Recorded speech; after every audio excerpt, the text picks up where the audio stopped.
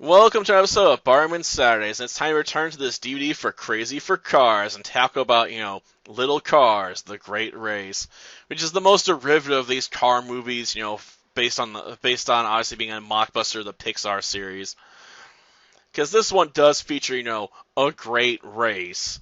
As far as the film itself goes, it's only around 37 to 40 minutes long, so it feels more like you've taken two episodes of a cartoon and puts them together to make like an hour-long TV movie, and it's not even an hour long, as I just said. Like it's short even by those standards, because even most of those movies tend to be closer to like 45 minutes in my experience. This one, I'm pretty sure it's under 40.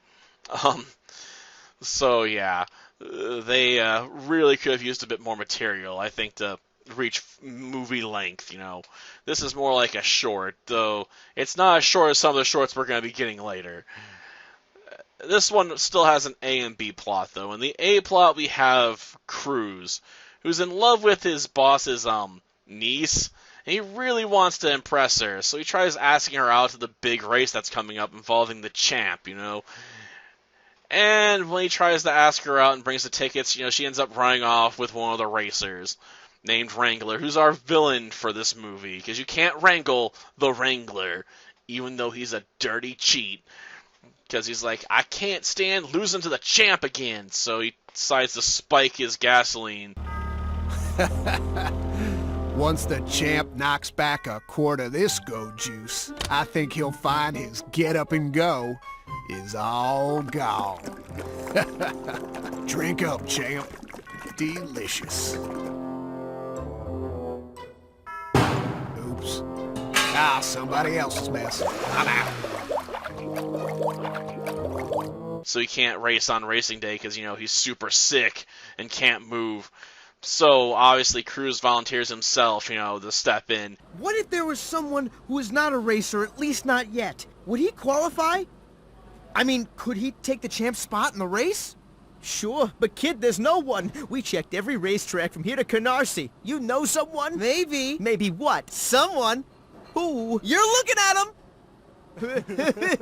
And because, he has to win because he's our protagonist, he races faster than every other car out there despite being a taxi cab. Speed bump up ahead!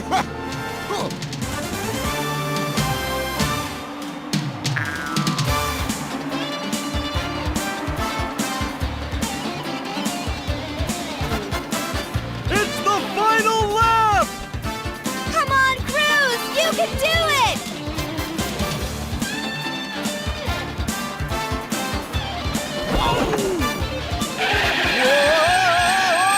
This can't be happening!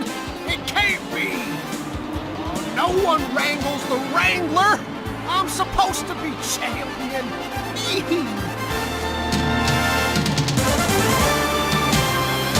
Yeah. Don't ask me how it works. I mean, if I had the pick choice, this does not look to me like, a super aerodynamic car in comparison to the stuff we also see on that racetrack. He doesn't even look like they'd be in the same, racing league, because the choice in design seems so different, from him to all the other racers. We also have a B plot involving his best friend, who also works for the delivery company, deciding to, bet the boss's money he's been tasked with getting back, because Mr. V8 needs to spend all that money on trying to save the company. And he's not even sure he can do it with all the money in his banking account. And the person he sends, Lugnut, just bets all the money. He's just like, let it ride on the champ. All day long. Ooh.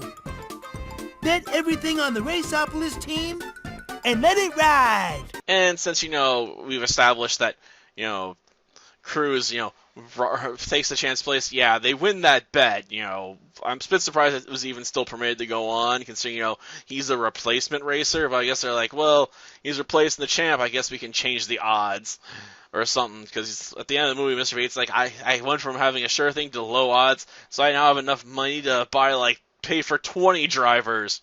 So, you're free to go, my fastest delivery guy, because, you can chase your dream of being a racer, because I can hire a replacement. So yeah, I guess everything ends well. And of course, Cruz gets with Coop, the the boss's niece, because she loves hot, sexy racers. You won the race and my heart.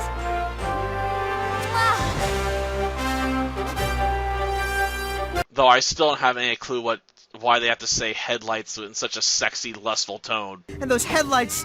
Oh, those headlights. Though the real problems with this one are in the animation. It looks terrible. I mean, the racetrack is, concrete colored. There's some opening bits where we see grass and road, and there's, no houses or any buildings. Things are very empty. We also, when they're doing the race sequences, there's nothing tense about them, at all for the most part. And when they're driving on them, their wheels are either not moving at all, so they're just sliding across the ground, or their wheels are spinning super slowly, and we're supposed to be, getting all pumped up because they're supposed to be, driving 100+ miles an hour. But their wheels are spinning so slowly, and it looks like they're going, a couple miles an hour at most. Why am I supposed to be, feeling oh yeah, feel that adrenaline rush. See how fast Cruz is driving? He's going super fast. And, that doesn't look like super fast. It looks like super slow. And that looks like he's parked and the ground's moving underneath him. I just don't get it, how could you mess up the animation on the driving sequences so badly?